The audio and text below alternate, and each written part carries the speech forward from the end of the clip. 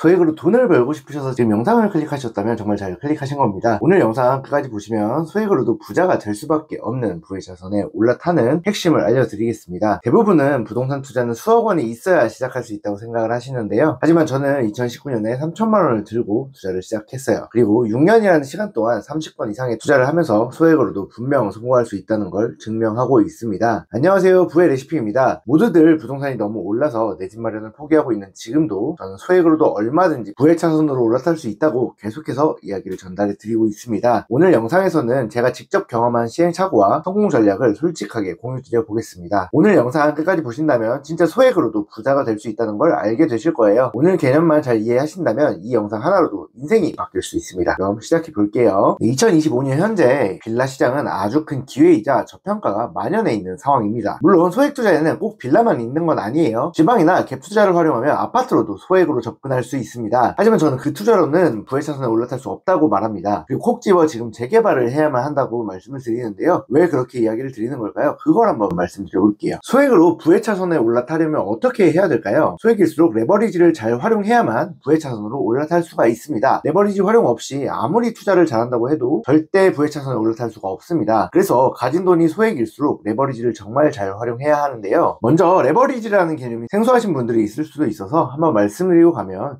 대출을 활용하는 이야기라고 생각을 하시면 됩니다. 현금이 2억이 있는 짱구와 철수가 있다고 해볼게요. 짱구는 대출을 무서워해서 2억짜리 집을 현금 2억을 주고 샀어요. 반면에 철수는 더 큰 집을 가기 위해서 대출 2억을 더 일으켜서 4억짜리 집을 샀다고 해볼게요. 근데 마침 상승장에서 둘 다 집값이 2배가 되었고요. 그렇게 되면 같은 현금 2억을 가지고 집을 샀지만 짱구의 자산은 2억짜리 집이니까 4억이 됐을 거고요. 짱구의 집은 4억짜리니까 8억이 됐겠죠. 이렇게 같은 돈을 가지고도 대출을 활용하면 더 큰 돈을 굴릴 수가 있고, 이게 마치 작은 힘으로도 큰 힘을 움직일 수 있는 지렛대의 원리와도 비슷하다고 해서 지렛대 효과라고 하고요. 이걸 영어로 레버리지라고 합니다. 내가 실제로 가진 돈보다 더 큰 돈을 굴리는 만큼 수익이 났을 때 수익률이 극대화되는 거고요.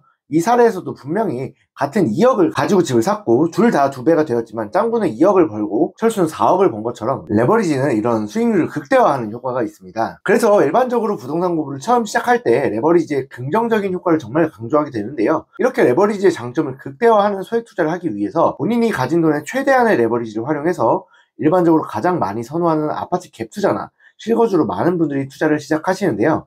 이 투자들의 장점은 굉장히 뚜렷합니다.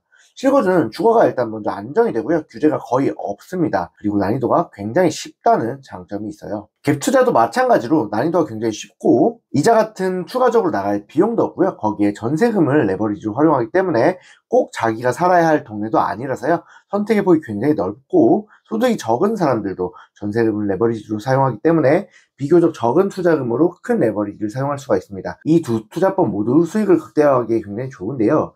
하지만 이 둘에 정말 큰 단점이 있습니다. 바로 하락 시에는 수익이 발생할 수가 없고 리스크 관리가 되기 어렵다는 점이에요. 이게 정말 이 투자들의 치명적인 약점인데요. 레버리지를 활용하면 수익률이 극대화돼서 그 장점이 있지만 반면에 이게 부동산이 하락을 할 때 역시 하락률 역시 극대화시킵니다.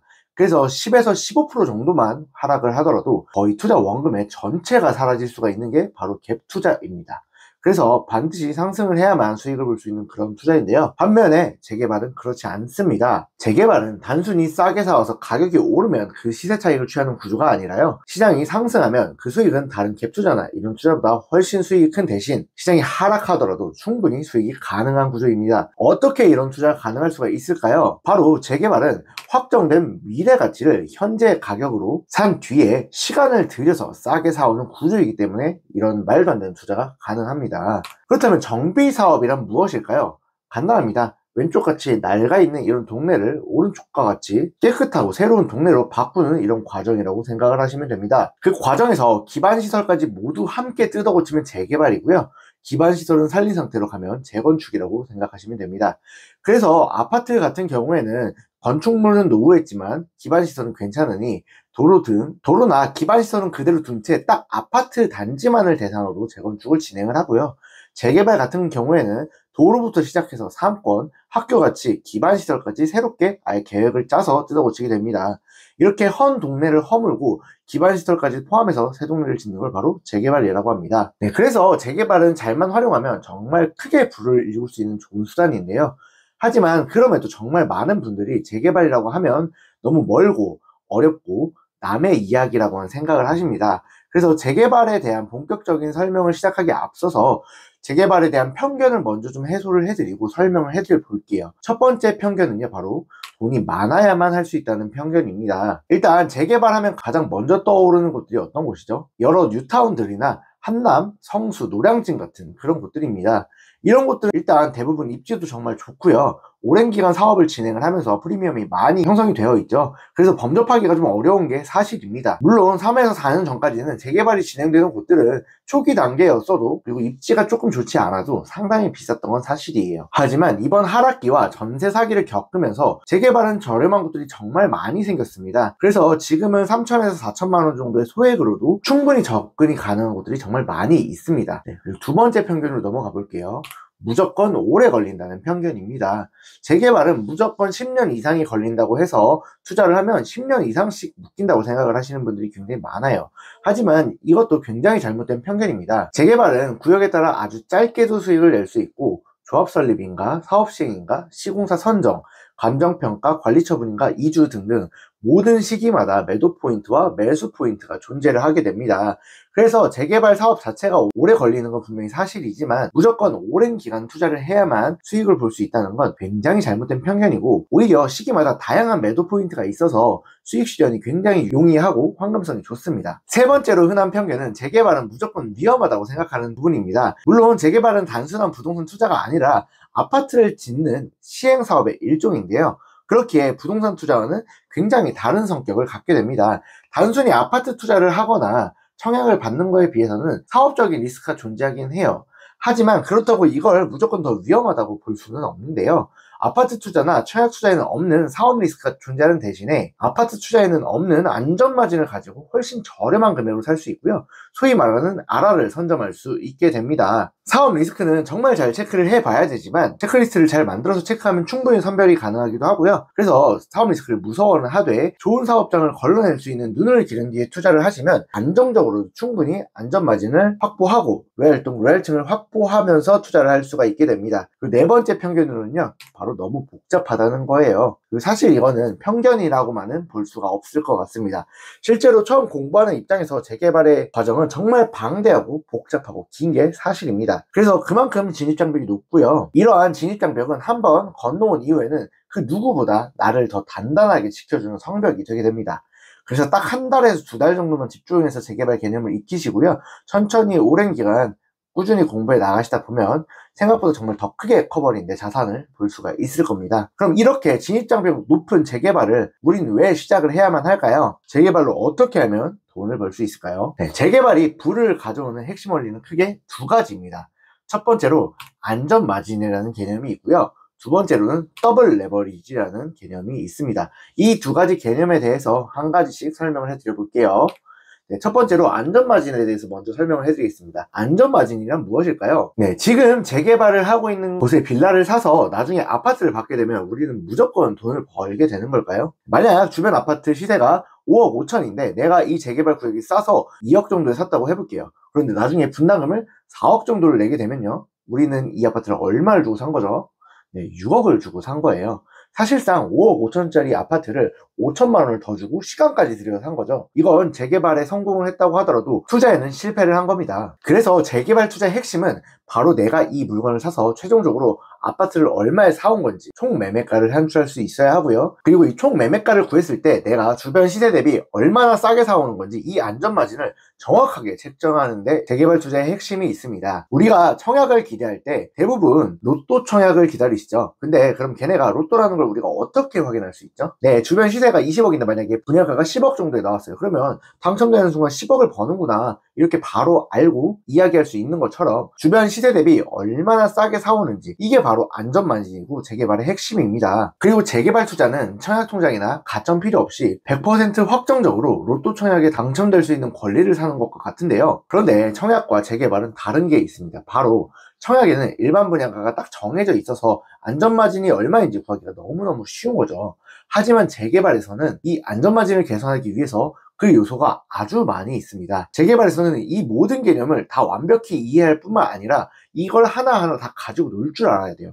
재개발이 어렵다고 하는 건 이 개념을 하나하나 익히는 게 생각보다 복잡하고 제대로 해석하기 위해서는 공부가 꽤 많이 필요해서이기 때문입니다. 그리고 지금 이 금액들에 대해서 이야기를 해준다고 해도 절대 확정 금액이 아니고 사업이 끝날 때까지 계속해서 변화하는 수치이기 때문입니다. 그래서 사업이 끝날 때까지 이 금액들은 모두 계속해서 변화하는데요. 이 개념을 아직 완벽하게 이해하지 못하고 있다면 아무리 좋은 입지에 투자를 한다고 하더라도 절대 재개발 투자 시작하시면 안 됩니다. 이 개념들에 대해서 조금 더 말씀을 드려볼게요. 그리고 이 개념들을 이해하시면 이제 재개발의 수익 구조를 알 수 있게 됩니다. 가장 먼저 총 매매가를 구하는 공식을 알려드릴게요. 총 매매가란 우리가 이 재개발 투자를 해서 실제로 이 아파트가 완성이 됐을 때 얼마를 주고 우리가 이 아파트를 사오는 건지 이 금액을 말합니다. 그리고 재개발 투자를 할 때 가장 많이 다루는 건 결국 빌라인데요. 빌라를 기준으로 제가 매물을 가지고 설명을 해드려 보겠습니다. 우리가 이 빌라를 살 때 가장 먼저 만나게 되는 금액은 뭐죠? 네, 바로 이 매매가입니다. 매매가는 1억 9,800이라고 나와 있죠. 그래서 말 그대로 우리가 이 빌라를 사는 금액을 이야기하는 거예요. 그리고 이 매매가는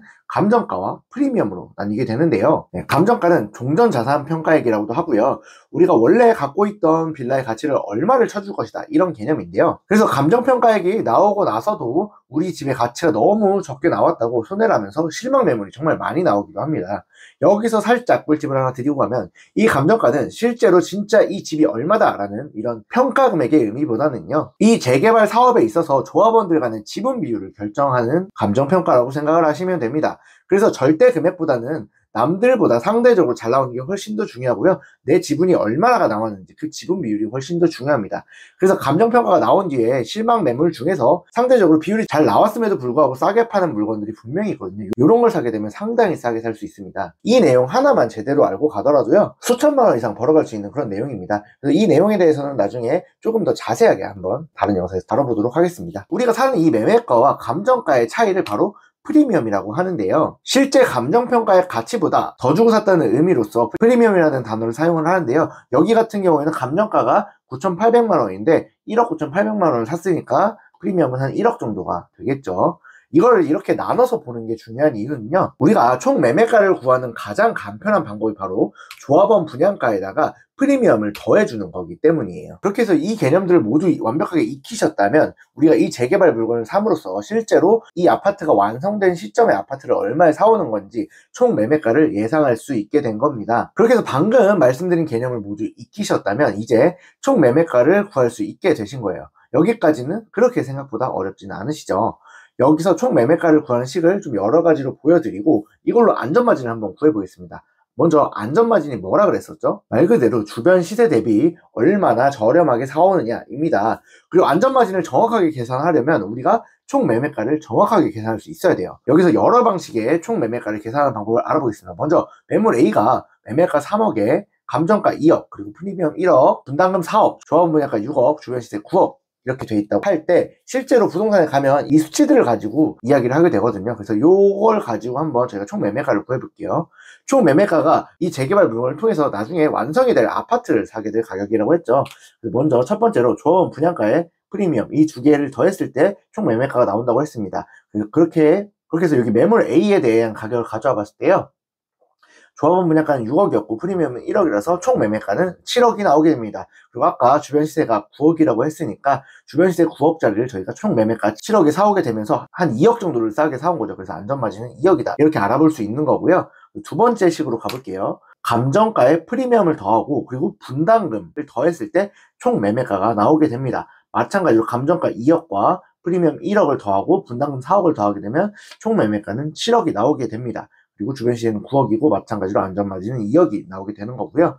세 번째로 매매가와 분담금을 더하게 되면 총 매매가가 나오게 되고요. 이것도 마찬가지로 매매가 3억과 분담금 4억을 더하면 총 매매가 7억이 나온다. 그래서 안전마진 2억이 나오게 된다. 이렇게 동일한 식이라는 걸 알 수가 있습니다. 이게 왜 동일한 식이냐면요, 조합원 분양가는 결국에는 감정가의 분담금과 같은 단어이고요. 여기서 감정가와 프리미엄을 더한 게 결국엔 매매가이기 때문에요, 이 매매가를 감정가와 프리미엄으로 풀었을 수가 있고 이 감정가와 분담금을 또 조합원 분양가로 묶어서 쓸 수 있기 때문에 때문에 그래서 이 세 개는 같은 시기이고요. 이게 부동산에서 이 모든 수치를 다 알려주는 게 아니라 또 어디는 조합원 분양가의 프리미엄만 알려주고 어디는 매매가와 분담금만 알려주고 이러기 때문에 이 모든 수치를 보고 바로바로 다 해석을 할 수 있어야 됩니다. 그리고 만약에 아직 감정가가 나오지 않은 구역이라면 아직 조합원 분양가도 발표가 안 됐을 거예요. 그리고 여기서 조합원 분양가와 프리미엄을 바로 추정을 해내는 게 재개발 투자의 실력이자 굉장한 핵심입니다. 그렇게 분양가와 프리미엄을 추정을 해서 주변 시세 대비 얼마나 사오는 건지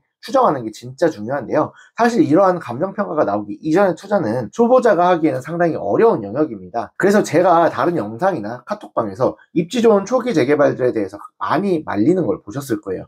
왜냐면 이러한 금액들에 대해서 제대로 분석할 줄 모르는 분들이 초기 재개발 영역을 그냥 싸다고 혹은 입지가 좋다고 접근하는 건 정말 위험하기 때문입니다. 그리고 여기서 이렇게 구한 안전마진이 재개발의 진짜 핵심이라고 말씀을 드렸는데요. 이게 안전마진인 이유는 우리가 이 마진을 안전하게 챙겨갈 수 있어서 안전마진이 아닙니다. 정말 하나도 안전하지가 않은데요. 그럼에도 이렇게 안전마진이라는 이름을 쓰는 이유를 알려드리겠습니다. 아까와 마찬가지로 짱구와 철수를 예시로 들어서 한번 말씀드려 볼게요. 현금 2억으로 갭 투자를 한 짱구와 마찬가지로 2억으로 재개발을 한 철수가 하락기를 맞이했을 때 상황을 비교해 보겠습니다. 2억으로 4억의 전세를 끼고 6억짜리 갭 투자를 했던 짱구는 하락기를 맞아 1억이 떨어지니까 총자산은 5억이 됐고요. 1억의 손실을 보게 되었습니다. 반면에 그 금액으로 재개발에 투자를 한 철수는요. 준공 후에 6억 5천이 예상되는 매물을 투자금 2억을 들여서 3억에 사왔다고 해볼게요. 그리고 이때 프리미엄은 1억을 주고 사왔습니다. 그래서 총 매매가는 조합원 분양가 4억에 프리미엄 1억을 더한 총 매매가는 5억이었습니다. 그리고 이 총 매매가는 예상 시세의 6억 5천보다 1억 5천이 저렴해서 안전마진을 1억 5천 정도를 가지고 왔다고 볼 수 있는데요. 그런데 짱구와 마찬가지로 1억이 하락을 했다고 해볼게요. 그렇다면 총 매매가 5억에 사온 철수는요. 준공 시세가 1억이 하락을 했음에도 불구하고 6억 5천에서 5억 5천으로 떨어졌지만 그럼에도 5천 정도의 이익을 가져갈 수가 있습니다. 이 사례처럼 안전마진은 하락 시에 완충제 역할을 해준다고 해서 안전마진이라는 표현을 사용하게 되는데요. 근데 이게 후반기 사업장으로 갈수록 정확해지고 더 확실해집니다. 그래서 기다릴 시간이 짧아지고 위험 요소는 줄어드는 만큼 우리가 처음에 지불할 프리미엄은 커지고 안전마진의 금액은 작아집니다. 그래서 재개발 투자자에게 진짜 중요한 건요. 남들이 모두 좋아하는 누가 봐도 부러워할 만한 상급지의 좋은 상품을 사는 게 아닙니다. 기다릴 기간이 남았더라도 위험 요소가 작고 안전마진이 큰 걸 저렴하게 사오거나 기다릴 기간이 얼마 남지 않았음에도 아직 안전마진이 큰 걸 찾았다면 이런 걸 사오는 게 바로 재개발 투자자가 해야 될 투자입니다. 그리고 투자를 하면서 최대한 좋은 상급지에 내 돈을 묻는 게 아니라 안전마진을 최대한 많이 확보해가면서 가는 게 재개발 투자자의 가장 중요한 리스크 관리법인데요. 물론 부동산에서 입지는 정말 중요하지만 재개발에서만큼은 리스크 관리 능력은 입지가 아닌 안전마진에서 나옵니다. 그래서 재개발 투자자는 정말 이걸 굉장히 명심을 해야 됩니다. 그럼 재개발 핵심의 첫 번째 안전마진에 대해서 이렇게 알아보았고요. 재개발의 핵심 두 번째 더블 레버리지로 넘어가 보겠습니다. 오늘 영상을 보시면서 재개발의 매력을 느끼셨다면 정규 강의에 한번 오셔서 얼마나 재개발이 매력이 있는 투자인지 꼭 확인을 해보셨으면 좋겠고요. 아직 재개발을 잘 모르신다면 정말 새로운 세계가 열릴 것이라고 자신합니다. 재개발을 잘 아시는 분들이더라도 지금까지 얼마나 많은 위험을 얼마나 많은 기회를 놓치고 있었는지도 알게 되실 거라고 생각을 합니다. 그래서 재개발을 처음 배우시는 분들부터 개념을 제대로 배우고 정립하고 싶으신 경험자들까지 모두 들으실 수 있는 그런 강의 준비해봤으니까요. 아래에 정규 신청 링크 강의 남겨드리겠습니다. 네, 불의 레시피였습니다. 좋은 하루 되세요. 감사합니다.